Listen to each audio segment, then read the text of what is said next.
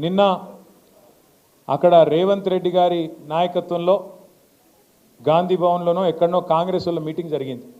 మరి మీరు టీవీలో పేపర్లో చూడొచ్చు.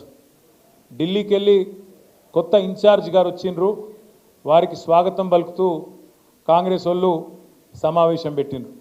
అందులో 3 ఆనిముత్యాలు లాంటి మాటలు నేను చూసిన. 3 ఆనిముత్యాలు, ఒకటి కాదు రెండు కాదు 3. ఒకటి రేవంత్ రెడ్డి గారు సెలవిచ్చిండ్రు, ఏమని? మంచి మైకులలో చెప్పాలి, చెడు చెవుల్లో చెప్పాలి అన్నాడు. నేను రేవంత్ రెడ్డి గారికి చెప్పేది ఏంటంటే, మంచి మైకులో చెబుదామంటే ఫస్ట్ నువ్వు చేసిన మంచి అయితే ఏం లేదు, రెండవది మైకులో చెబుదామంటే కరెంట్ కట్ అవుతుంది. ఏం చేయాలి మరి? మంచి ఆడికెళ్ళి చెప్పాలి, మనం చేసింది ఉంటేనేమో చెప్తే అందుకుంటుంది. ఇక చెడు చెవుల్లో చెప్పుడు మొదలు పెడితే రేవంత్ రెడ్డి గారు, నువ్వు చేసిన చెడు హైడ్రా బాధితుల నుంచి మొదలు పెడితే, భూముల మీద నువ్వు చేస్తున్న దౌర్జన్యాల నుంచి మొదలు పెడితే, ఇవాళ ఆర్ఆర్ ట్యాక్స్ నుంచి మొదలు పెడితే, నీ అవినీతి వల్ల ఇవాళ కుప్పగూలిన శ్రీశైలం సొరంగం నుంచి మొదలు పెడితే, మొన్ననే కొట్టుకపోయిన పెద్దవాగు నుంచి మొదలు పెడితే, లెక్కలేదు మునిగిన వట్టెం పంప్ హౌస్ నుంచి మొదలు పెడితే, చెడు ఎప్పుడు స్టార్ట్ చేస్తే నీ చెవిలా రక్తం గారుతుంది, యాది పెట్టుకోని చెప్తున్నాను నేను. ఎందుకంటే చెడు చెవులో చెప్పాలి, మంచి మైకులో చెప్పాలి అని చెప్పి రేవంత్ రెడ్డి గారు చాలా తెలివిగా చెప్పిన అనుకొని ఆయనదైన డైలాగులు కొడుతున్నాడు. ఇంకా విచిత్రం అనిపించింది నాకు. ఆమె పాపం ఢిల్లీ నుంచి ఒక పెద్ద మనిషి వచ్చింది, ఇన్ఛార్జ్ మీనాక్షి గారు.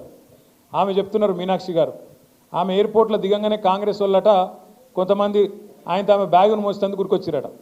ఏది? రైల్వే స్టేషన్లో దిగంగానే బ్యాగులు మోసేందుకు గురికొచ్చిరట. చాలా తప్పు, మీరు బ్యాగులు మోయొద్దు, బ్యాగులు మోసి మీ ఆత్మగౌరవాన్ని దెబ్బతీసుకోవద్దు అంటుంది. అమ్మ మీనాక్షి గారు, మీకు ఏం చెప్పాలి మేము? నీ పక్కన కూర్చున్నాడు బ్యాగులు మోసే గాడికి వచ్చిండు. నీ పక్కన కూర్చున్నాడు బ్యాగులు మోసి అప్పుడు చంద్రబాబు బ్యాగులు మోసిండు, ఇప్పుడు ఢిల్లీకి బ్యాగులు మోస్తున్నాడు. ఇక గాయనని పక్కన కూర్చోబెట్టుకొని బ్యాగులు మోయొద్దు, ఆత్మగౌరవం దెబ్బతింటుంది అంటే ఏం చెప్పాలి ఆ మేడంకి? కాబట్టి మీనాక్షి గారు, వాస్తవాలు తెలుసుకోండి, వాస్తవ ప్రపంచంలోకి రండి అని కోరుతా ఉన్నాం.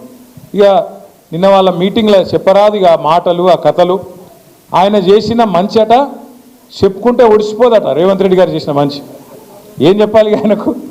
ఈ 15 నెలల కాలంలో మీరందరూ వాట్సాప్లు చూస్తున్నారు, యూట్యూబ్లు చూస్తున్నారు.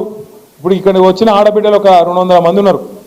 ఏ ఒక్కరి దగ్గర నీ గొట్టం తీసుకుపోయి వాళ్ళ ముఖం మీద పెట్టుర్రు. ఇప్పుడు వాళ్ళు ఎట్లా మాట్లాడుతుర్రు అంటే, నేను అమ్మతోడు చెప్తున్న, తెలుగు భాషలో గిన్ని తిట్లుంటాయని నాకు తెలియదు. చూస్తుండ్రా అమ్మ ఏమేమి మాట్లాడుతుండ్రో రేవంత్ రెడ్డి గురించి? అరే ఏం తిట్లు అవి, ఏం తిట్లు! మనిషి అంటోడు ఇంకోడు రోషం ఉన్నోడైతే ఈ పాటికి ఇక్కడ పాడుబడ్డ బాయి చూసుకొని దుంకి వస్తుండే. కానీ రేవంత్ రెడ్డి కాబట్టి బ్రహ్మాండంగా బతికేస్తున్నాడు. ఇంకా మంచి చేసిన డైలాగులు కొడుతున్నాడు. నేనేమంటున్నా అంటే, అధికారం ఎవరికి శాశ్వతం కాదు.